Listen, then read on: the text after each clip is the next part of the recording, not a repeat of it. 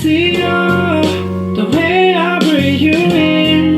It's the texture of your skin. I wanna remind you, baby, never let you go. And I say, there's nothing like your touch. It's the way you lift me up. Yeah, and I'll be right here with you till the end I got my of place inside time. in Georgia. I got my way from California. I took my trick after the north, yeah. I get my line right from the north, yeah.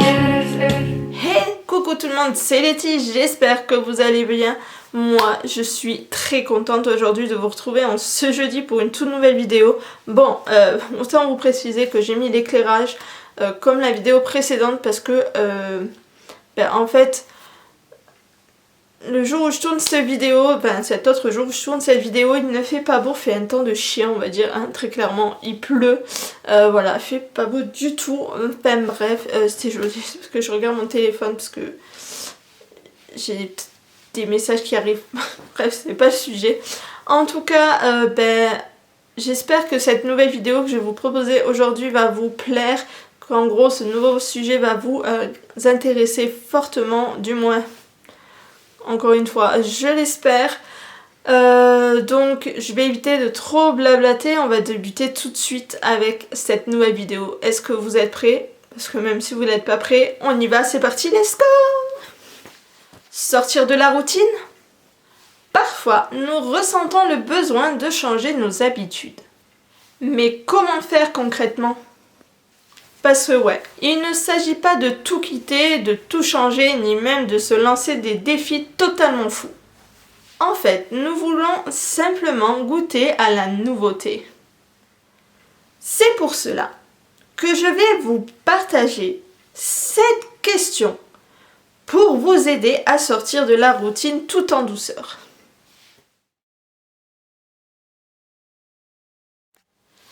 Parfois, nous avons du mal à reconnaître notre besoin de sortir de la routine. Parce qu'en effet, nous tournons en rond et notre morale est morose. Nous ne savons pas pourquoi nous sommes comme cela et nous pensons tout de suite à un petit coup de déprime. En fait, il est essentiel de nous poser cette question pour prendre conscience que nous sommes en train de nous ennuyer et que c'est une bonne nouvelle. En effet, l'ennui nous invite à la créativité. Oui, c'est parce que nous nous ennuyons que nous allons chercher des solutions pour remettre de la joie dans notre quotidien. Autrement dit, pour sortir de la routine, fais de ton ennui ton point de départ.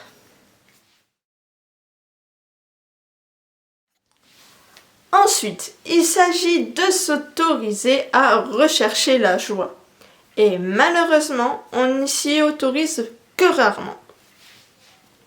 En gros, nous avons appris que la vie, c'est sérieux. Qu'il faut être sérieux, que la joie, c'est pour les enfants. Pourtant, ce n'est rien de plus faux. Parce que oui, nous avons besoin de joie pour être pleinement heureux. Alors il n'y a aucune honte à se poser cette question. Qu'est-ce qui m'apporterait de la joie? Ne te mets aucune barrière. En fait, mets beaucoup de curiosité dans la recherche de la réponse.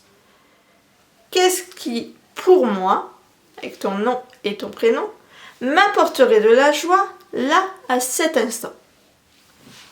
Autrement dit, sortir de la routine, c'est partir à la recherche de sa propre joie. Il n'y a rien de sérieux dans cela, rien d'utile d'après notre mental. Et pourtant, cette joie, elle est vitale pour nous, notre cœur et notre âme.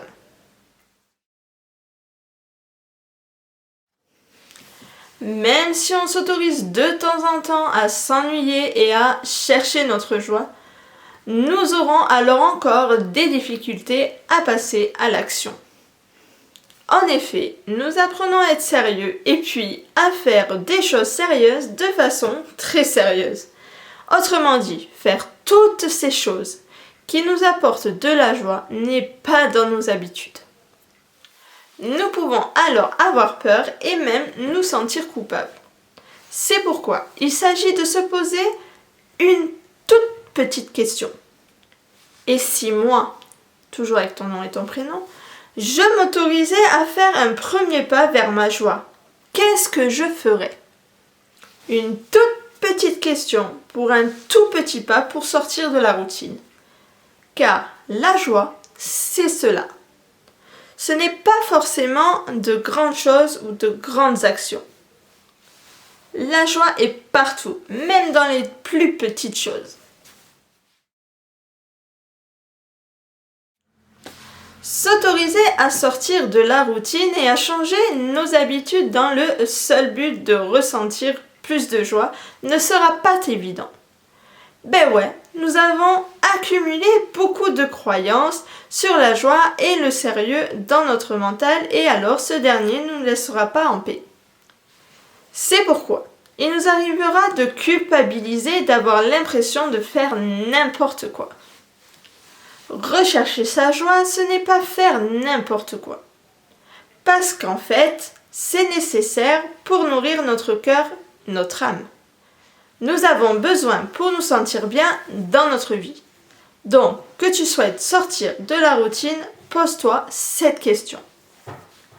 Comment me rassurer et m'encourager quand j'en ai besoin? Parce que lorsque ton mental te fait croire que ce que tu fais n'est pas bien, c'est pas sérieux. Tu vas avoir besoin de toi et de tes encouragements. Puis, demande-toi maintenant que serait le meilleur moyen pour toi de t'encourager et de te rassurer en ces moments de doute. Même si ta vie ne concerne que toi, les autres sont toujours prêts à te donner leurs avis, sans compter que toi-même, tu leur demanderas beaucoup leurs avis sur ta vie.